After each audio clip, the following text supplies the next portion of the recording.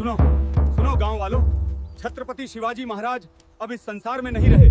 स्वराज्य के संरक्षक अब हमारे बीच नहीं है। 16 से 80 ईस्वी छत्रपति शिवाजी महाराज की मृत्यु के बाद दक्कन एक बार फिर अराजकता में डूब चुका था। मुगल सम्राट औरंगजेब अपने जीवन का सबसे बड़ा सैन्य अभियान दक्कन में शुरू कर चुका था। लेकिन एक सवाल आज भी इतिहास में गूंजता है, क्या संभाजी महाराज केवल एक महान योद्धा थे या फिर वे एक ऐसे शासक थे जिनकी राजनीतिक भूलों ने मराठा साम्राज्य को संकट में डाल दिया? और सबसे जरूरी बात, क्या यह युद्ध सच में धर्म का था या फिर सत्ता, संसाधन और अस्तित्व की लड़ाई थी? इस डॉक्यूमेंट्री में हम ना तो केवल किसी को देवता बनाएंगे, न ही किसी को राक्षस। हम केवल इतिहास को उसकी सच्चाई के साथ समझने की कोशिश करेंगे। शिवाजी महाराज के बाद मराठा साम्राज्य मजबूत था लेकिन स्थिर नहीं था। दक्कन में मुगल शक्ति उत्तर से दबाव बना रही थी। आदिलशाही और कुतुबशाही कमजोर हो चुकी थी। कई राजपूत सरदार मुगलों के साथ थे और कई स्थानीय शासक सिर्फ अपने फायदे के अनुसार पक्ष बदल रहे थे। यह किसी धर्म की लड़ाई नहीं थी, यह था राजनीतिक संतुलन टूटने का दौर। इसी अस्थिरता में संभाजी महाराज सत्ता में आते हैं।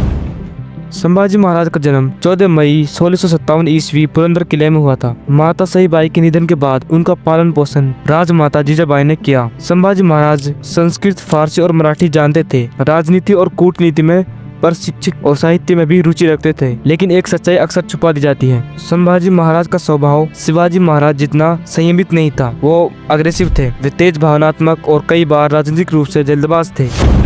1680 में जब संभाजी महाराज गद्दी पर बैठे तो समस्या सिर्फ मुगल नहीं थे, मराठा दरबार में असंतोष था। कुछ सरदार उनके खिलाफ थे और राजपूत मुगल गठबंधन मराठा को घेर रहा था। यह याद रखना जरूरी है कि कई हिंदू सेना नायक मुगल सेना में थे और कई मुस्लिम सेना नायक मराठों के साथ थे। इससे यह बिल्कुल क्लियर होता है कि यह लड़ाई कोई धर्म की नहीं थी, इसमें सब कुछ राजनीतिक निष्ठा तय कर रही थी।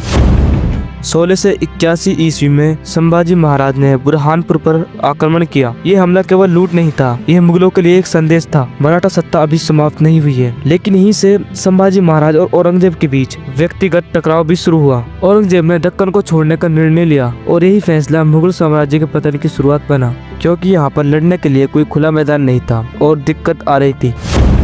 मुगल के पास था विशाल सेना, अपार धन और संगठित प्रशासन। मराठों के पास था भूगोल की गहरी समझ, छापामार युद्ध और तेज निर्णय क्षमता, यानी कि उनके पास गोरिल्ला युद्ध करने की टेक्निक थी। मराठों ने खुले मैदान से बचकर पहाड़ों, जंगलों और किलों को चुना। यह दो धर्मों की नहीं, दो सैन्य सोचों की लड़ाई थी। 1689 ईस्वी संगमेश्वर बल्कि अंदरूनी गद्दारी, कमजोर खुफिया तंत्र और राजनीतिक लापरवाही का परिणाम था। यहीं पर एक अनकंफर्टेबल सवाल उठता है, क्या संभाजी महाराज इस स्थिति को टाल सकते थे? इतिहास इसका उत्तर पूरी तरह नहीं कहता। अब चलते हैं एग्जीक्यूशन की तरफ। संभाजी महाराज को बहादुरगढ़ ले जाया गया। उनसे कहा गया मराठा सत्ता को छोड़ दें और मुगल अधीनता स्वीकार करें। संभाजी महाराज ने इनकार कर दिया। 11 मार्च 1689 ईस्वी में उन्हें मृत्यु दंड दे दिया गया। यह निर्णय धार्मिक से ज्यादा राजनीतिक संदेश था। दक्कन में मुगल सत्ता को चुनौती किसी भी कीमत पर कुचल दी जाएगी। अब बात आती है कि संभाजी महाराज के बाद क्या मराठा टूट गए थे? संभाजी महाराज की मृत्यु के बाद मराठा राज्य टूट नहीं गया, बल्कि राजा राम महाराज ने संघर्ष जारी रखा। संताजी घोरपड़े और धनाजी जादव ने मुगलों को थका दिया और जिंजी किला मुगलों के लिए दलदल बना दिया। मुगलों ने जिंजी जीतने में करीब 7 साल लगा दिए, क्योंकि इनके पास गोरिल्ला टेक्निक थी। लेकिन मुगल इनके पास विशाल सेना थी और बड़ी टुकड़ी होती थी। इस मुहासरे के दौरान खजाना खाली हुआ, सेना थक गई और दक्कन मुगलों के लिए अंतयुनियत बन गया। 17 से ईस्वी के बाद राजमाता ताराबाई ने मराठा सत्ता संभाली।